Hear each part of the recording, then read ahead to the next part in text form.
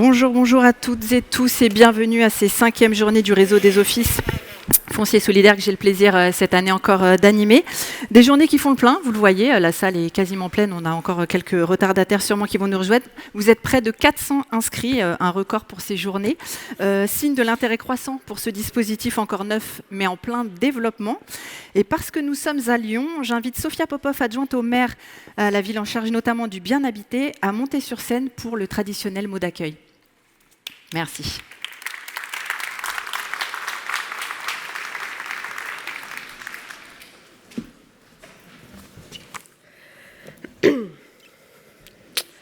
Monsieur le vice-président au logement de la métropole, délégué à l'habitat, au logement social et à la politique de la ville, président de Foncier Solidaire France, cher Renaud, mesdames et messieurs les élus, mesdames et messieurs les présidents et présidentes, directeurs et directrices des offices fonciers solidaires et des bailleurs sociaux, mesdames et messieurs, bonjour à toutes et à tous. Bienvenue à Lyon et merci pour votre présence en nombre aujourd'hui. C'est un honneur et une joie pour moi de vous accueillir dans notre ville pour ces journées nationales du foncier solidaire en tant que représentante du maire de Lyon. Monsieur le maire, Grégory Doucet, ne peut malheureusement pas être parmi nous aujourd'hui, cela en raison des obsèques d'une personnalité éminente de notre conseil municipal. Il m'a néanmoins demandé de m'adresser à vous pour l'excuser d'abord et pour porter sa parole et vous dire à quel point ces journées sont importantes à ses yeux et très emblématique des ambitions de son mandat pour la ville de Lyon. Oula. Le mandat qui nous a été confié en 2020 par les Lyonnaises et les Lyonnais était prioritairement d'accélérer la transition écologique et la justice sociale sur notre territoire. Notre volonté était, tout en préparant l'avenir et en contribuant à faire advenir une société plus durable, d'améliorer tout de suite le bien-être des habitantes et des habitants. Nous œuvrons au quotidien, de manière transversale et coordonnée, pour que de nouvelles mobilités voient le jour, que les espaces publics et privés soient davantage végétalisés, que les liens se densifient, gagnent en qualité et épanouissent toujours plus tous les individus de notre cité. Il va de soi qu'un cadre de vie plus agréable, dans une ville apaisée, n'a de sens que si l'on peut y trouver sa place, qu'on n'en soit pas exclu, qu'on ait accès à des lieux de vie abordables, où on ne souffre pas de l'exiguïté, de la mauvaise isolation ou de la relégation spatiale. Autrement dit, la question du logement est centrale pour une ville comme Lyon, et à vrai dire, elle l'a toujours été.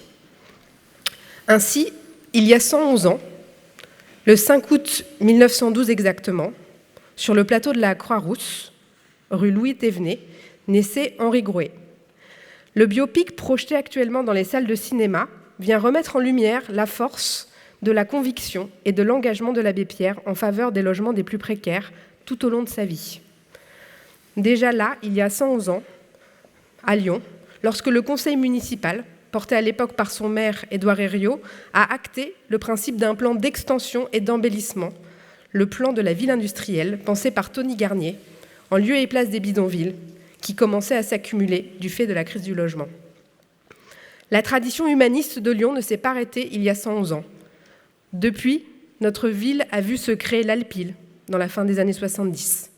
Et 111 ans plus tard, cela sonne un peu comme un chiffre magique, la ville, la métropole et l'Office public de l'habitat Grand Lyon Habitat, et je salue le président que j'ai croisé, François, et le directeur général, cher Jean-Noël, qui sont présents, accompagnent l'opération de reconversion du site de l'ancien collège Maurice Sèvres. Cette opération de 100 logements compte 69 logements en bail réel solidaire, à l'adresse même, rue Louis Thévenet, où l'abbé Pierre vit le jour, 111 ans plus tôt. Et nous avons lancé hier la commercialisation de ces 69 logements. Alors aujourd'hui, c'est évidemment avec beaucoup d'humilité que nous reprenons le flambeau, porté par nos illustres et inspirants prédécesseurs. Il s'agit de prolonger un combat d'hier, certes, mais qui malheureusement n'a rien perdu de sa pertinence. Aujourd'hui, à Lyon, il y a plus de 12 demandeurs de logement social pour un logement disponible. 180 enfants à la rue. Et ce sont des étudiants et des étudiantes qui campent, faute de logement, et des salariés qui dorment dans leur voiture. nous ne nous résignerons pas. Un combat dans lequel le BRS joue un rôle clé. Car, vous l'avez bien noté, nous traversons une nouvelle crise du logement. Tout le secteur immobilier est grippé.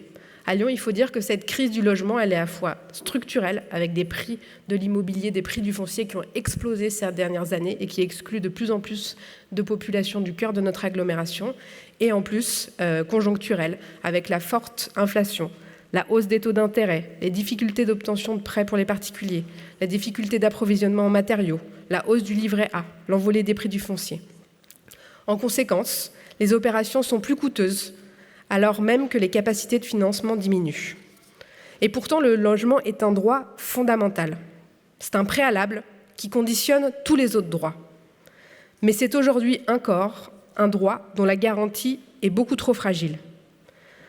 Bien sûr, cette situation est insupportable et donc nous activons tous les leviers à notre disposition pour permettre à toutes et tous de se loger décemment et dignement, en éradiquant aussi vite que possible la précarité énergétique et en respectant les limites planétaires pour qu'en 2030, Lyon ne soit plus un pas pour notre planète. C'est notamment pourquoi nous avons adopté, dès le début du mandat, avec l'ensemble des acteurs du secteur immobilier, une charte de la qualité urbaine, architecturale, paysagère et environnementale qui réaffirme résolument notre souhait d'une ville abordable, bas carbone et désirable.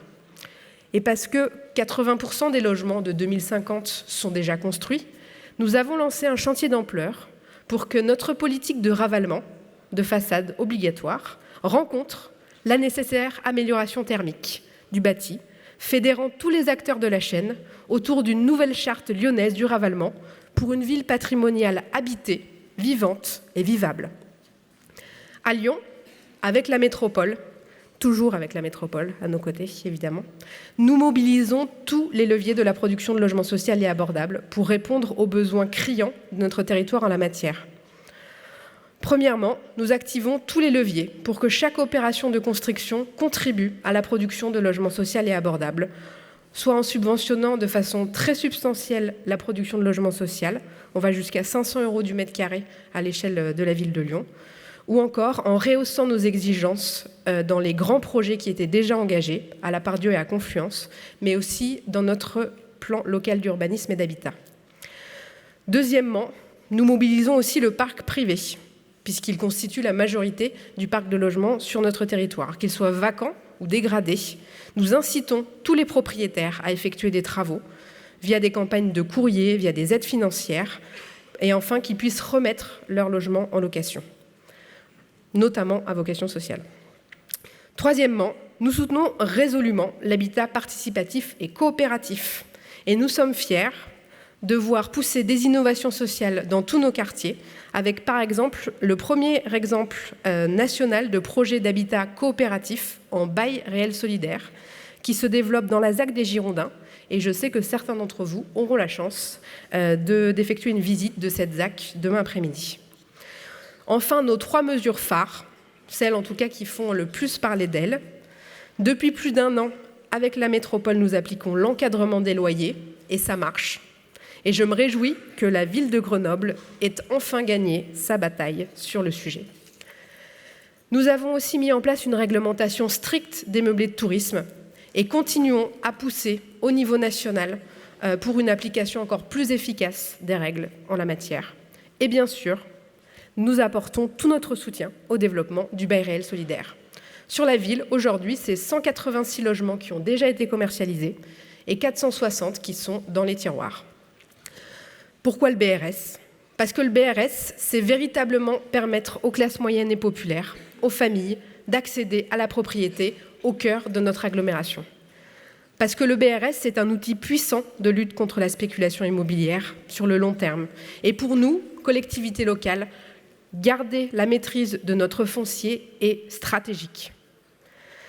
Ces 3 dernières initiatives sont absolument fondamentales à nos yeux. Nous ne voulons pas d'une ville où les loyers sont hors de prix, ni d'une ville où les Airbnb empêchent les Lyonnais et les Lyonnaises d'avoir un toit. Enfin, nous voulons mettre un terme à la spéculation qui met gravement en péril à la fois l'accès à la propriété et à la mixité sociale. Je ne veux pas être plus longue, alors que ces journées de rencontres et d'échanges vont être passionnantes. Simplement, j'espère vous avoir laissé au moins entrevoir comment la ville et la métropole ensemble investissent tous les champs du possible et mobilisent tous les mécanismes dont pouvons nous saisir. Et je veux saluer et remercier ton engagement, cher Renaud, à nos côtés dans ce combat. Toutefois, comment conclure sans faire remarquer qu'un acteur, et pas des moindres, nous fait souvent défaut, l'État. Et j'entends que finalement, le ministre ne nous fera pas l'honneur de sa présence durant ces journées, ce qui est très dommageable.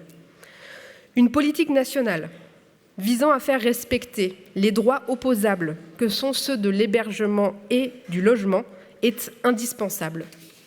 Dans ces deux champs, l'État doit prendre ses responsabilités.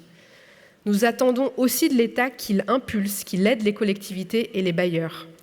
Nous devons ensemble créer, déployer des outils innovants pour lutter contre la spéculation et la marchandisation du logement et pour soutenir de façon résolue le logement social et abordable. En tout cas, c'est notre conviction profonde. Le projet de loi sur la décentralisation de la politique du logement arrive. Elle va sans doute modifier certains éléments. Je ne peux que nous inviter, toutes et tous, à être particulièrement attentifs à ce que le bail réel solidaire, mais aussi tous les autres dispositifs en faveur du logement social et abordable soient confortés et non considérés comme une source d'économie. Je tiens aussi à ce qu'on soit particulièrement attentif à ce que cette nouvelle loi ou ce nouvel acte de la décentralisation ne se fasse pas, comme à l'accoutumée, au détriment des collectivités locales d'un point de vue financier et humain. Nous avons besoin des compétences, mais nous avons aussi besoin des moyens pour les mettre en œuvre. Inversement, Lyon est à vos côtés dans ce que vous entreprenez et tient à y prendre sa part. Ainsi, nous vous remercions très chaleureusement de mettre votre énergie et votre intelligence pour faire progresser ce beau chantier qui est celui du logement social et abordable. Je vous souhaite donc de la part du maire de Lyon d'excellentes journées de travail dans notre ville ainsi qu'un bon séjour. Je vous remercie. Merci. Merci beaucoup Sophia Popov. Bruno Bernard, le président de la métropole de Lyon, ne peut malheureusement pas être non plus parmi nous, mais il a tenu à participer et nous a fait passer un message vidéo que je vous propose de découvrir tout de suite. Bonjour à toutes, bonjour à tous, bienvenue à Lyon. La métropole de Lyon est une collectivité très particulière avec les compétences d'une agglomération très développée, les compétences départementales et la main sur les transports en commun.